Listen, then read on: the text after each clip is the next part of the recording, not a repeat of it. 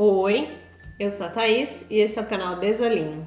Hoje eu estou aqui diretamente da minha casa, que brotou de um jogo de The Sims, para falar um pouquinho com vocês a respeito de como está sendo a experiência até agora de viver nos Estados Unidos. Eu estou aqui há uns 10 dias, mais ou menos, e assim, as primeiras coisas que nós tivemos que pensar foi a questão da organização da casa. Porque nós viemos não para uma casa que já estivesse mobiliada ou qualquer coisa assim. Nós alugamos uma casa normal, então vazia, e tivemos que organizar as coisas para fazer com que ela fosse habitável. E assim, é complicado, esses primeiros dias foram complicados. A casa em si, ela já vem com... Tem o closet, não é muito grande, não é um closet que nem vocês imaginam assim de artista, que é aquele lugar que você entra e tem um monte de não sei o que, dadadá. Não, assim que as coisas estiverem mais no lugar, eu vou fazer um tour aqui para vocês verem como é que funciona. Mas é um armário na parede, com uma estrutura para você pendurar muitos cabides, então a maior parte da organização aqui é por cabides, ou então você coloca um gaveteiro dentro desse closet, ou caixas organizadoras, qualquer coisa nesse sentido. Então tinha os closets, nós trouxemos um colchão de ar, a casa já vem com o fogão e esqueci o nome disso, mas esse negócio aqui. Aí já vem com os armários de cozinha, a geladeira e vem com uma lava-louças. Só que assim, lava-louças a gente nem ligou ainda, eu nem sei como é que funciona uma lava-louças. Se alguém souber como é que funciona uma lava-louças americana, porque eu não sei nem se ela é parecida com a brasileira, por favor, me explique aí nos comentários, porque eu não sei nem como é que faz. Pra não dizer que eu não sei abrir, eu sei abrir aquele negócio, agora eu não sei mais nada além disso. Mas aí assim, estávamos só com isso então, armário de cozinha e um closet e um colchão de ar que nós trouxemos. Aí o que nós fizemos? Nós tivemos que ir ao Walmart e outros mercados, então comprar as primeiras coisas, comprar panela, comprar prato. Aliás, panela e prato a gente ganhou no primeiro dia, porque tem muito isso. O Du veio pra cá para fazer o pós-doutorado. E assim, tem muitos alunos de mestrado e doutorado que vêm para cá para passar um tempo, né? Aquele que eles chamam de mestrado sanduíche ou doutorado sanduíche, etc. Então vem aqui para passar um tempo e depois vai embora. Então tem muita coisa que acaba ficando dessa estadia da pessoa aqui. Aí o professor até tinha guardado algumas coisinhas e trouxe pra gente. Mas a gente tinha que ir atrás de tudo, atrás da comida, tinha que, né, abastecer isso aqui, tinha que ir atrás. O bom é que assim, eu trouxe um jogo de cama, então eu trouxe lençol, mas a gente teve que ir no primeiro dia atrás de um edredom, porque tá inverno aqui, só que o inverno aqui não é o inverno que a gente imagina nos Estados Unidos, com neve, etc, porque é Texas. Então é um inverno que chega a ser frio, mas é um frio parecido com o brasileiro, então não é um frio assustador, um frio com neve, etc. Esse ano parece que nevou até, e que não nevava como nevou em 20 anos. Só que foi antes da gente chegar, por sorte, porque eu não tô com muita vontade de ver neve, não. Aí assim, é super interessante porque, por exemplo, o mercado e o Walmart. O Walmart é um mercado também, né? Mas um mercado que tem coisas de mobília também, né? É um mercado maior. Os dois são mercados que abrem 24 horas aqui.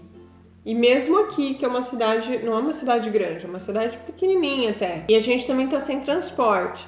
Então, assim, foi ótimo que ele abria 24 horas, mas ao mesmo tempo foram os primeiros dias, o primeiro final de semana, a gente chegou numa sexta. Primeiro sábado e domingo foram as coisas mais cansativas do planeta. Porque a gente ficou andando, indo e voltando, carregando sacola, porque a gente não tinha transporte, de manhã até a noite, porque como era aberto 24 horas, a gente foi até quando esgotava as forças, e aí assim, não, agora vamos tomar um banho, vamos descansar, eu acho que tem o suficiente aqui pra gente se virar, e assim foram as coisas. Então, uma coisa interessante, né, uma coisa diferente que eu achei aqui foi essa questão dos mercados serem 24 horas. Eu acho ótimo pra gente que é consumidor. Eu não sei como é que funciona essa questão para os funcionários. Então não sei como é que, se eles têm vários turnos, então se tem uma troca bacana para não deixar a galera cansada, né? Outra coisa que eu achei interessante é que, apesar de todo mundo falar muito que os americanos são frios e etc., eu só percebo isso um pouco na questão do cumprimento. Então, geralmente você se apresenta para uma pessoa, você é apresentado para uma pessoa, ninguém vai te abraçar ou te dar beijo no rosto, etc. Eles estendem a mão e é isso. Às vezes, alguns que conhecem já outros brasileiros, eles têm mais essa proximidade. Então, um abraço e dar beijo no rosto e tal. Mas, no geral, eles vão estender a mão para você para te cumprimentar, nessa questão da apresentação. Porém, eles são muito de puxar conversa. E é um negócio assim que eu não imaginava. No mercado, e não só os caixas dos supermercados sempre vão puxar uma conversa com você. O pessoal que é brasileiro daqui fala que é porque eles têm que fazer isso, então tipo, é obrigação deles, faz parte do serviço. Mas mesmo sem considerá-los, considerando assim pessoas no geral, as pessoas puxam muita conversa com a gente. Então é às vezes até meio assim, né? Porque eu tenho inglês, mas quando você é convidado a participar ali no dia a dia, no momento, às vezes dá aquele susto, assim, tipo, nossa, e agora? Eu vou ter que responder, vou ter que interagir aqui com essa pessoa. Então dá um sustinho. Mas as pessoas costumam fazer isso com frequência. Então, por exemplo, eu vou no mercado comprar frios, presunto, né? Peito de peru. Aí uma senhora chega do lado assim, mas será que esse é bom? Porque esse aí eu nunca experimentei, eu só uso aquele lá, não sei o que lá. Começa a puxar conversa e falar assim, do nada, né? Eu acho que tanto quanto no Brasil, ou então até mais do que no Brasil, porque eu acho que eu já passei por mais experiências dessa, de alguém puxar conversa no supermercado aqui, do que no Brasil, né? Considerando o tempo que eu estou aqui. Outra coisa que é interessante no mercado ainda, porque o mercado é uma história, o mercado é uma coisa maravilhosa. Eu acho que assim, um dos melhores lugares para você conhecer a respeito da cultura de outro país é o supermercado. E aí assim, o que outra coisa que tem no mercado? Remédio. Lógico, não são todos os remédios que você vai encontrar no supermercado, mas você encontra tanto remédio no supermercado. Tem uma seção no supermercado que é a seção de remédios. Então você tem lá desde remédio para dor de cabeça, para remédio de estômago. Tem uns negócios lá muito estranhos que é assim, sabe aquela coisinha que você coloca entre os dentes quando você tem bruxismo e fica arranjando os dentes à noite? No Brasil a gente vai até um lugar, vai até o dentista, ele vai tirar o molde para ver certinho para você e tal, e fazer um próprio para você e etc. Aqui tem no supermercado e aí você meio que modela ele de acordo com os seus dentes e é isso. Outra coisa que tem no supermercado é conserto para os dentes. Por exemplo, você tem uma obturação e a sua obturação caiu.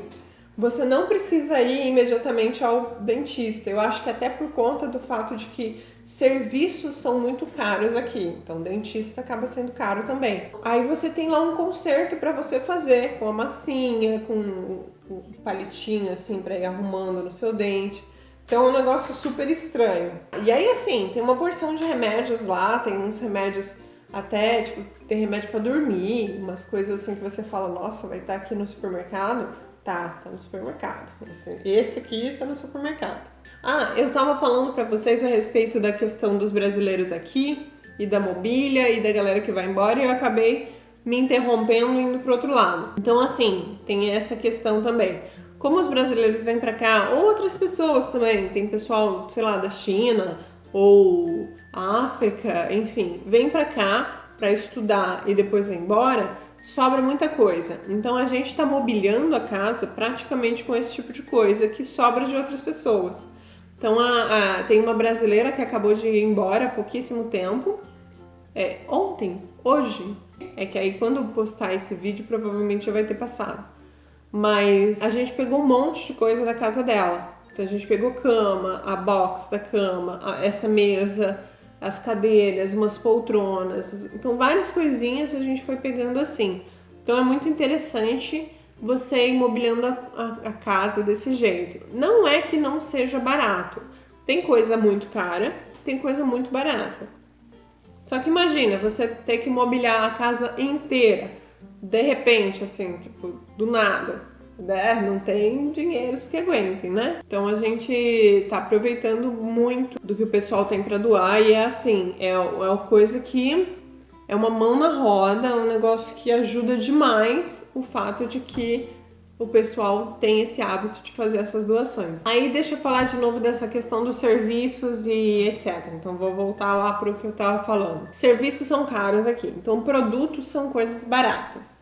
Então você acha, é lógico, você acha coisa cara e você acha coisa barata. Então você vai achar toalha de mesa, por exemplo, que é essa toalha de mesa maravilhosa que a gente comprou aqui. Tem toalha de mesa que vai ser super cara e tem toalha de mesa que vai ser super barata.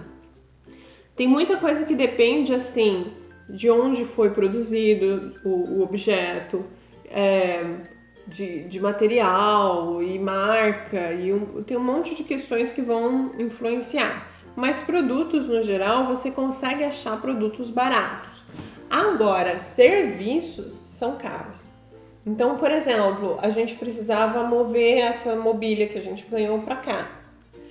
Se a gente tivesse uma carteira de habilitação americana, a gente podia alugar um caminhãozinho e ia dar assim um valor tipo R$50, por exemplo, para alugar o caminhãozinho e, sei lá, um pouquinho mais, talvez desse uns R$60 para poder, porque ele tem um adicional por milha andada. Aí, se a gente fosse fazer isso, fazer a mudança nós mesmos, alugando o caminhãozinho, ia dar uns R$60, mais ou menos. Aí, como nenhum de nós tem ainda carteira daqui, a gente teve que contratar uma pessoa para fazer isso. E aí foi assim, $90 foi o mais barato que a gente conseguiu. É bem perto, assim, as duas casas, né, o lugar de onde ia ter que sair a mobília e para onde ia ter que ir, era muito perto. E foi assim, com o carro particular da pessoa, o rapaz tinha uma caminhonete gigantesca com uma carroceria boa, assim, e mesmo assim foi esse valor, porque assim, a gente não sabia que tinha que avisar que era no andar de cima, porque tem o térreo e o andar de cima, as construções daqui da cidade são geralmente desse jeito. E era no andar de cima, que a gente tinha que tirar de uma casa que era no andar de cima e trazer para nossa que também é no andar de cima. A gente não sabia que a gente tinha que falar isso, mas se ele fosse avaliar o valor considerando isso, ia ser ainda mais caro.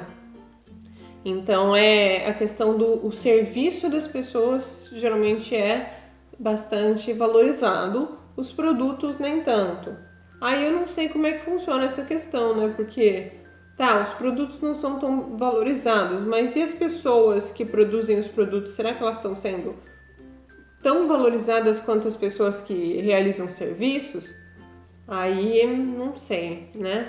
Porque tem muita coisa que vem da China, aí é diferente como é que funciona, né? Porque é diferente você lidar com o trabalho do americano e o trabalho do estrangeiro, o trabalho do chinês e etc, né? Mas enfim, ficam essas questões no ar que eu fico refletindo muito a respeito disso quando eu vejo como funcionam as coisas, né? Outra coisa que eu achei super interessante é que não é difícil, pelo menos assim, não é muito difícil você encontrar pessoas que falam português, que não sejam brasileiros, e nem portugueses, e nem de um país de língua portuguesa. A gente, em pouquíssimo tempo que a gente está aqui, a gente já conheceu um sueco que fala português e um rapaz de Honduras eu não sei nem como é que fala o adjetivo para pessoa originária de Honduras, mas é um rapaz de Honduras que também fala português. E eles falam português maravilhoso. Eles falam muito bem português. E aí você fica assim, gente, porque assim, os dois rapazes, eles falam inglês, falam a língua de origem deles e falam português. Então, o rapaz que é sueco, ele fala inglês, ele fala sueco e fala português. Aí o outro rapaz fala espanhol, fala inglês e fala português. E a gente fica assim, nossa, a gente tem tão pouco, a gente fala muito da questão dos americanos só saberem inglês e tal. Só que assim, a gente praticamente só sabe português também no Brasil. Então a gente sabe português, aí tem gente que sabe português e inglês, alguma coisa, ou muito pouco, ou mais ou menos. Mas geralmente assim, eu acho que é muito mais raro a gente ver pessoas trilingües, ou né, que sabem muitas línguas no Brasil. Ou, não sei, ou eu não estava tanto em contato com esse tipo de pessoas. Mas eu achei interessante já de cara conhecer pessoas que sabiam português e achei isso bastante diferente, bastante peculiar, assim, né? Não era bem inesperado, vamos dizer assim. Bom, como esse é um vídeo meio que de bate-papo só, eu acho que eu vou manter ele curtinho, né? Só com essas pequenas curiosidades por enquanto. E aí, assim, na medida que eu for tendo novas curiosidades e tal, eu vou juntando elas num vídeo e postando. Eu ainda quero fazer um tour aqui pela casa, pra vocês verem como é que ela tá ficando. Só que assim, eu quero esperar ter um pouco mais de coisa e ela estar um pouquinho mais organizada do que agora. E assim que isso acontecer, eu vou mostrar pra vocês como ela está.